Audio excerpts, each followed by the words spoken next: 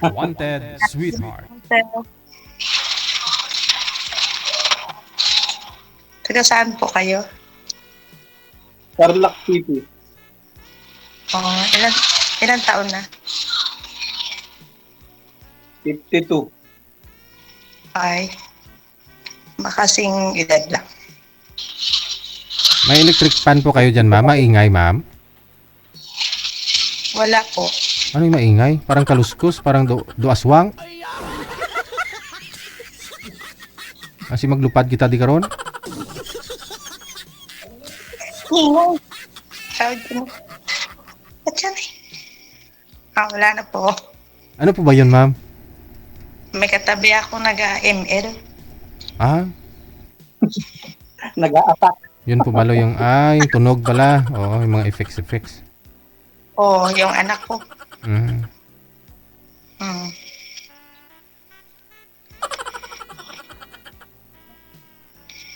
Ilan anak mo, ma'am? 2. Kayo po? 2. 3. Hiwalay? O Legally separated. Anal. anal? Anal po kayo? Bakit nag-anal?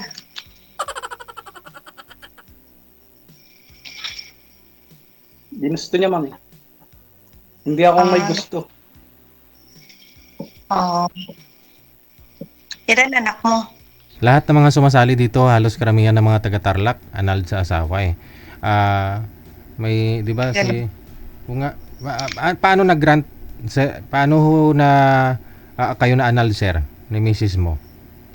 Share mo sa mga viewers natin. Kasi maraming gusto rin magpa-anal, sir eh. Yes, sir, actually, sabi nga nila, mahirap raw magpanal, pero Oh. hindi totoo yun. Ano nangyari sa inyo? Basta may pera ka. Basta may pera, siguro, sir, Mhm. kayang-kayang gawa ng abogado yan. Oh, magkano inabot, sir? Hindi man ako, sir. Hindi ko man nga alam na anal ako dati. Hindi mo alam. Timan. Hindi, sir. Nagpirma po kayo. Bali, 2010 kami nag-iwalay. 2018 ko nalaman na anal na kami kasi naka-record sa PSA. Oh, ako kumuha ka ng marriage contract, wala ka ng pinakasalan o Null and void nakalagay. Kasi sinong nakapangalan dun sa ex-wife mo? Void na. Siya. Asan? Siya versus ako. Saan po ba si misis mo that time? Andito lang sa Pilipinas, sir. Nagka, ng apam. Nung time na yun, nasa abroad po siya. Dito lang po. Dito lang. Oh. Saan po siya banda ngayon? Dito lang.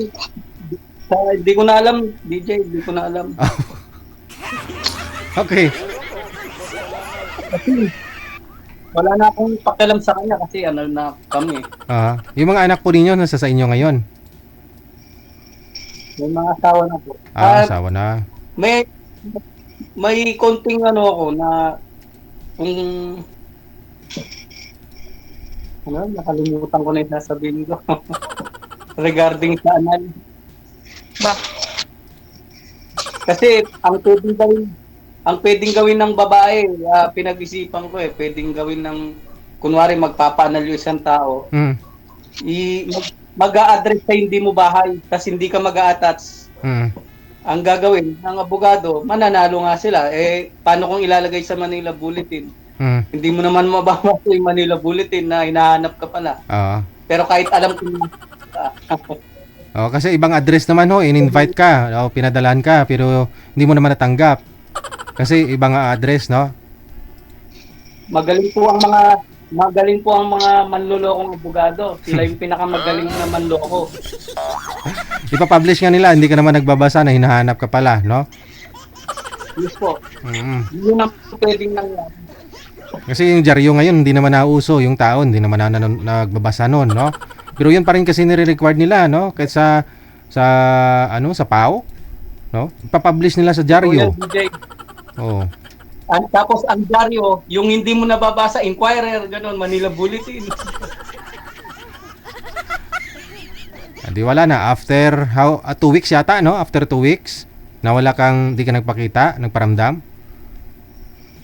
A month? After a month? Ganun siguro DJ yung mangyayari. Pero inabot rin ng mahabang taon eh. Oo. Ayun. So, pwede ka pala pakasalan, ma'am, kasi annulled na hotel sa sir eh. Ay.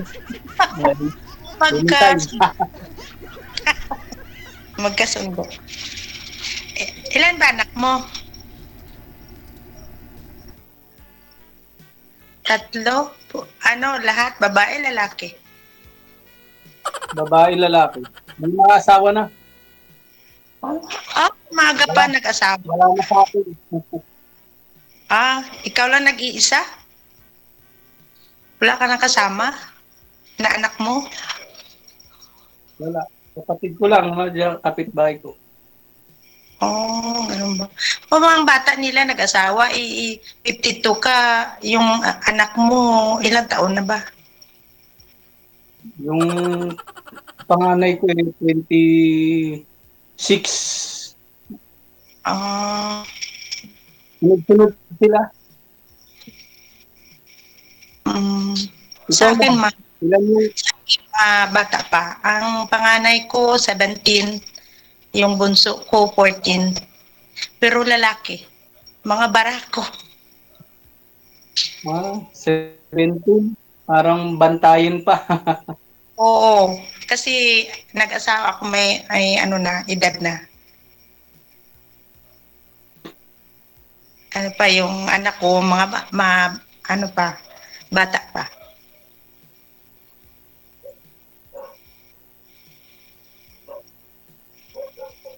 Tagusan ka nga, ma'am? Guimaras. Iloilo. Malapit Yan, malapit kaysa yung mga ng ibang bansa. Oo nga.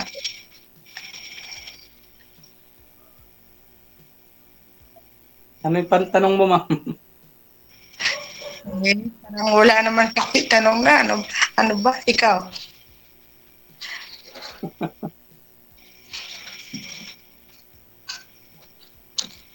Ano bang hinanap mo dito, ma'am? Kung may matino na kausap, Tuhan. Ganon. Kung wala, kasi ako hindi kausap yung gusto ko eh. Gusto ko yung natili na sa akin habang buhay. Asawa na. ganon. Na ang bilis naman, magkakilala muna bago, mag-plano ng ganon. Mag-asawa ka agad. Baka, hindi mo magustuhan or baka masama yung ugali or ano ba. Alam mo mabuti. Iba kasi yung mindset ko, ma'am eh. Sa akin, hindi ko malalaman yan kung hindi kami magsasama sa isang bubong. Ano ko na yan eh, parang through experience ko na. Ganun talaga. Kung hindi mo makasama sa bahay, hindi mo talaga makilala mabuti. Diyan mo makilala yung ugali niya kung makasama mo na. So, dapat mag-asawa muna kayo, no? Para makilala nyo yung pag-ugali. Magsama kayo. Yes, DJ. Kasi ako, tulad ko, pwede akong magbait-baitan. Ako, babae, pwede rin. Pwede ko sabihin na napakabait ko. Pero, baka, anong bisyo mo ba? Dati madalas akong uminom dati. Pero, matagal naman na akong nag-stop kasi inisip ko, hindi mo naman matatalo yung alak. Ikaw ang matatalo. Sugal. Right? Sigarilyo, never. Sumintro po kayo sa camera, ma'am. Hindi po kayo nakikita. Kain. Ganun ba? Mabuti, walang bisyo. Baka chicks lang ang gusto mo. Sana, kung meron. Matagal-tagal na rin Ay, po sir, no? Matagal-tagal na rin na hiwalay kayo. Naka-girlfriend ka na. Meron sir, meron. Kaya Ah, lang, pinauwi ko. Bali, nagkasundo kami.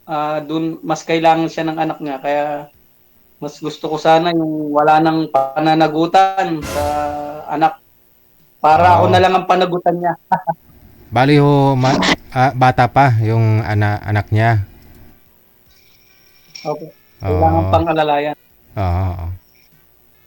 Kaya sabi ko, mas ipaglalaban ko na ang pinaglalaban ko na magkahiwalay kami yung anak niya. Mm. Mas kailangan. Kasi ako, matagal ako single father sir eh. Mm. Single parent. Mm. Bunso mo ilang taon na nga ho ulit? May asawa na rin, no? Yes po. Mm.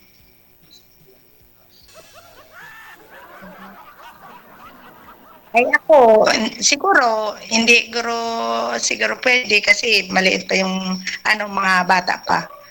Maaalagaan pa, paaralin pa.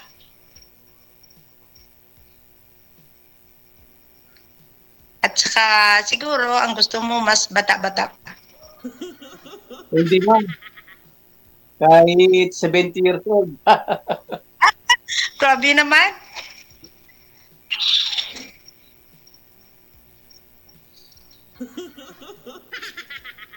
Kasi kasama na lang yung hinahanap ko eh. Hindi man na ano eh.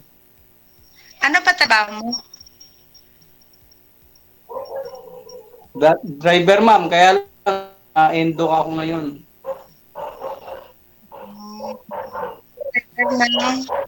Pang ilang sali mo na ho ito, sir? Dalawa po. Dalawa. Ikaw, madam, pang ilang sali nyo na? Dalawa rin. Yung Mm. una, hindi ko na nakausap. Bali, sana 3.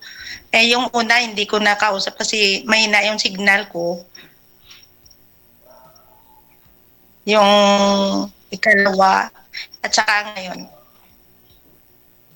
Wala ka pang nakausap po dito. May isang lalaki. May isa, yung taga-tama. Asa na ho? Ay, parang hindi naman yung nagparamdam, parang hindi naman yung tumawag. Nayaan ko na lang. Hindi naman ako mahilig na ako, yung babae ako tatawag. Kung ayaw niya, hindi, wag. Wag na. Kung gusto niya kausapin, nandito naman, nakakausap naman.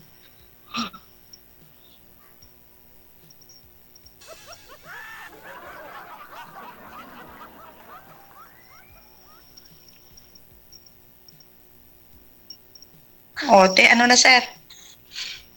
Baka parang hindi ka na nagsalita.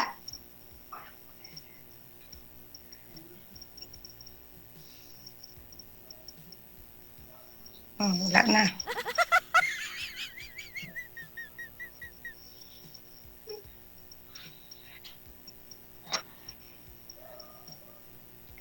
Ano na sir? Nagtinginan na lang tayo.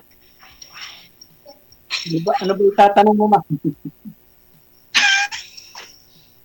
Parang wala akong tatanong. Kasi, yun. Alayo mo kasi. Parang, saan niya yun? Isabela? Saan yun? Tarlac ma'am. Mas malayo yung mga nagtatawagan dito. Ibang bansa pa. Kung sa bagay. Tawag-tawag mo na. Usap-usap mo na. Kung magkasundo sa usap-usap, yun. Sin malayo, pwede mapuntahan.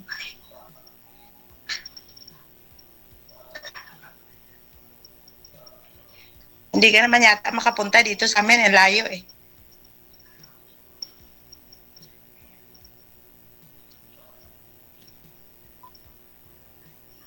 Ay, wala na. Hindi na siya, hindi na sumasagot.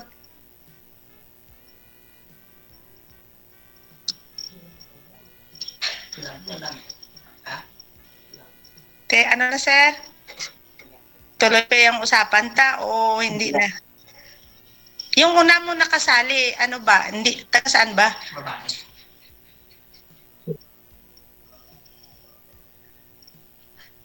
Naku.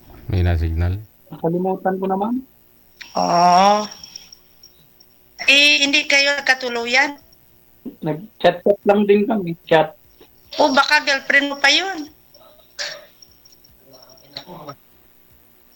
DJ, may na... May na-signal niya.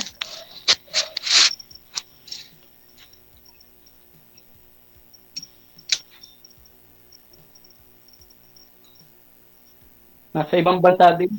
Ah, sa ibang bansa siya. Eh, di ba sa uwi niya, Nasa ikaw ba ibang yung bansa ano din. niya? Hihintayin.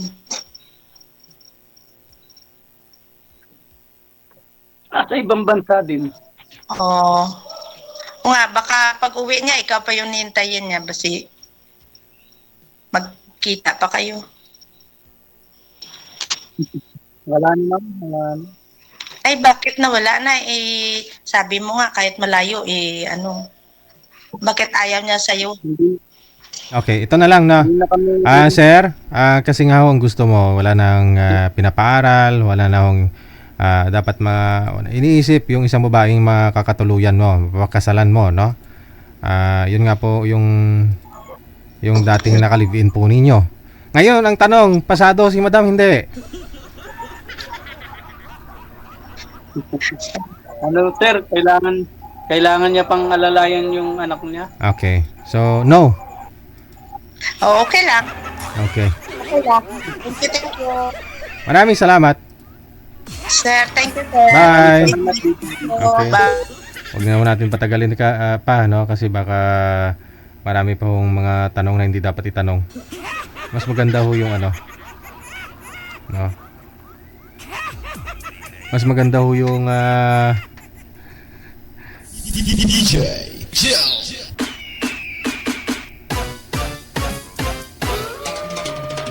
yung diretsahan na, no? Para di na humaba yung usapan.